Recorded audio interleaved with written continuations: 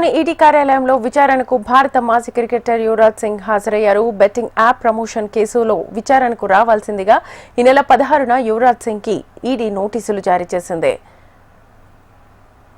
1xBet app ను promote చేయడంతో ఇందుకు సంబంధించిన లావాదేవీలపై యువరాజ్ సింగ్ ను ఈడీ ప్రశ్నించనుంది.